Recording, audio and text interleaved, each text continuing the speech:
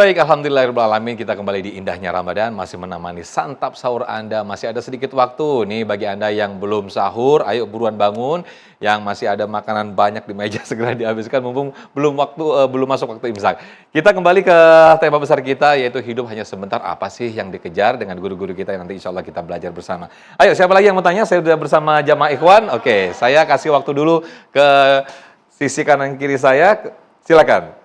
Boleh diperkenalkan dan juga diajukan pertanyaan, insya Allah akan dijawab terlebih dahulu oleh UAS. Silakan.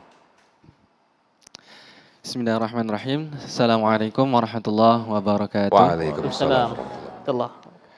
Perkenalkan Ustadz, nama saya Erdan Syarifal. Asal kampus saya dari Institut Agama Islam Tazkiyah. Asal daerah saya Indragiri Hulu Riau. Izin bertanya Ustadz, bagaimana tanggapan Ustadz tentang kita menuntut ilmu di negeri yang minoritasnya itu minoritas non-muslim, dengan niat kita untuk mencari ilmu dunianya seperti kayak ekonomi, teknologinya. Kemudian di dalam hati kita juga tersirat niat untuk berdakwah kepada mereka. Kita tunjukkan seperti akhlak kita, adab kita, dan cara berperilaku kita sehari-hari kepada mereka, bahwa ingin menunjukkan kepada mereka bahwasanya ini loh Islam itu tidak seburuk yang mereka bayangkan. Pertanyaan saya, apakah ini juga termasuk ibadah atau juga, dan yang kedua pertanyaannya, apakah ini juga termasuk menyeimbangkan dunia dan akhirat? Sekian, terima kasih. Assalamualaikum warahmatullahi wabarakatuh. Waalaikumsalam warahmatullahi. Silakan, UAS. Rektor pertama Al-Azhar Kairo, Syekh Profesor Dr. Muhammad Al-Bahi, mendapat gelar doktor dari Jerman. Ketika saya belajar di Mesir, nama Menteri Agamanya Profesor Dr. Syekh Hamdi Zakzuk. Menteri Agama, Menteri Wakafnya juga mendapat gelar doktor dari Jerman. Kemudian yang tertinggi di Al-Azhar itu Grand Syekhnya, Syekhul Azhar, adalah Profesor Dr. Syekh Abdul Halim Mahmud. Syekh Abdul Halim Mahmud mendapat gelar doktor dari Universitas Sorbonne, Paris, Prancis. Lalu kemudian ada ulama besar yang dijadikan sebagai bapak sastrawan Indonesia, Syekh Hamzah Fansuri, yang mengungkap bagaimana kehidupan Hamzah Fansuri ini ditulis oleh salah seorang ulama bernama Sayyid Naqwib, tulisannya Naqwib Al-Atas, Profesor Dr.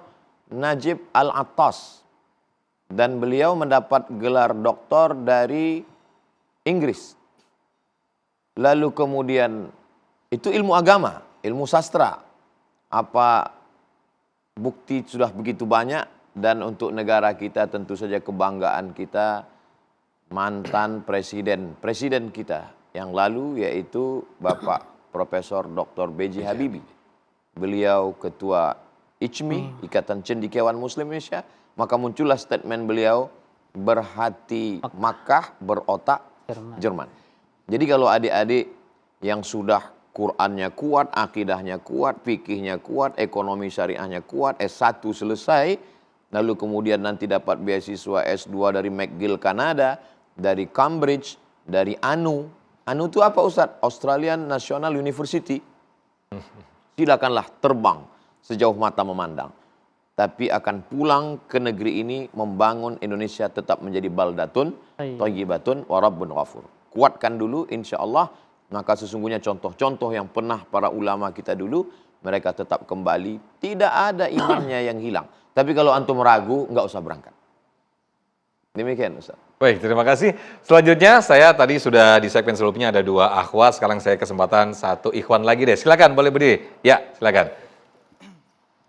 Baik, bismillah, assalamualaikum warahmatullahi wabarakatuh. Waalaikumsalam warahmatullahi wabarakatuh. Perkenalkan, nama saya Muhammad Raka Wijaya, asal dari kampus Institut Tazkiyah Sentul Bogor, asal daerah dari Provinsi Riau, Kabupaten Siak. Ya. Baik, saya izin bertanya Ustadz, bagaimana pendapat Ustadz dengan seseorang yang ia berambisi untuk mengejar dunia, kemudian setelah ia mendapatkan dunia, dia berkeinginan untuk menginvestasikan apa yang didapatnya itu untuk akhirat. Lalu bagaimana pendapat Ustadz terhadap orang yang berambisi untuk mengejar akhirat, namun ia tidak terlalu peduli terhadap urusan kehidupan dunia, atau dia hanya menjalaninya sekedarnya saja, Ustaz. Mungkin itu aja, Ustaz. Terima kasih. Assalamualaikum warahmatullahi wabarakatuh. Waalaikumsalam warahmatullahi wabarakatuh. Silakan Ustaz Hilmi. Berambisi mengejar dunia nanti untuk akhirat. Itu di ujung hidupnya apa bagaimana itu? Ya, jadi kalau berambisi dunia saja tanpa akhirat itu salah. Ya, hari ini banyak begitu orang ya berambisi mengejar dunia. Dia bangun pagi, ya dia bangun berangkat kerja. Kalau Anda semua nanti tinggal di Jakarta itu ya, kalau di kompleks saya itu jam 5 orang sebelum subuh sudah rapi semua ke kantor untuk mengejar ke stasiun kereta. Setiap hari seperti itu, mereka pulang jam 9, maka jam 10, jam 11, nggak kenal matahari mereka. Nggak temu dengan keluarga. Untuk mencari apa? Mencari dunia. Seperti itu, mereka terlalu berambisi segala macam, ya akhirnya untuk kehidupan sosialnya kurang, untuk keluarganya kurang, anak-anaknya juga nggak terpantau gitu ya. Nggak ketemu sama anak, dia berangkat anaknya belum bangun, ya dia pulang anaknya sudah tidur. Seperti itu.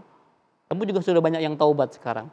Capek ya belasan tahun hidup seperti itu, dibilang saya ini Ustadz, ada yang cerita ke saya, Ustadz Sofian ya, cerita Ustadz saya ini belasan tahun kayak begini, ujung-ujungnya hanya memperkaya yang punya perusahaan begitu ya. Bukan berarti saya suruh antum semua resign ya, enggak ya.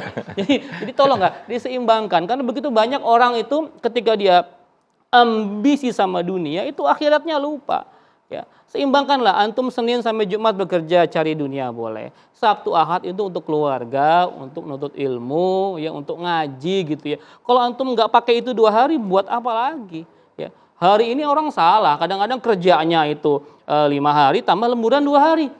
Gitu ya, untuk ngejar apa? Jadi ya dunianya sekedarnya saja, ya cari dunia boleh ya. Apalagi ujungnya tadi buat akhirat.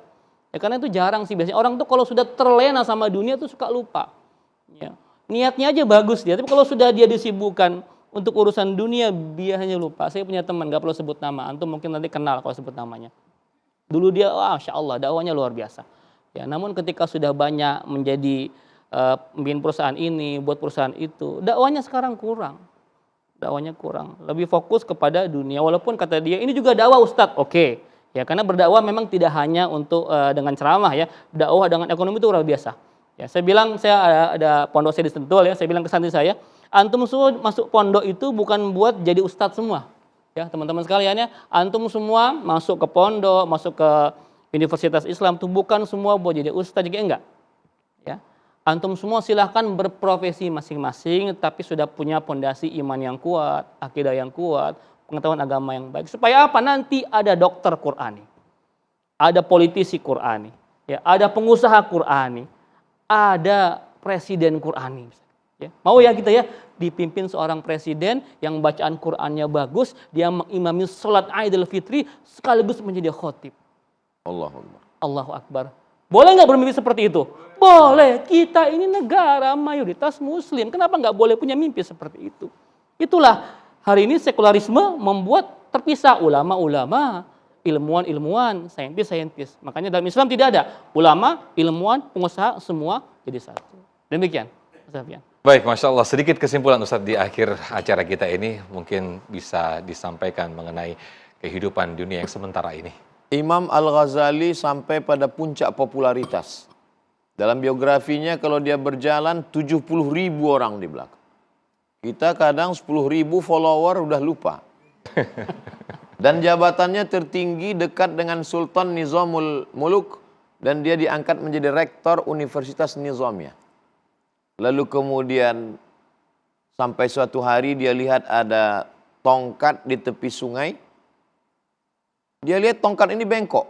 Tongkat kalau di tepi sungai setengah masuk ke air, setengah di atas kan bengkok. Setelah ditarik ternyata lurus. Dia sadar bahwa mata menipu.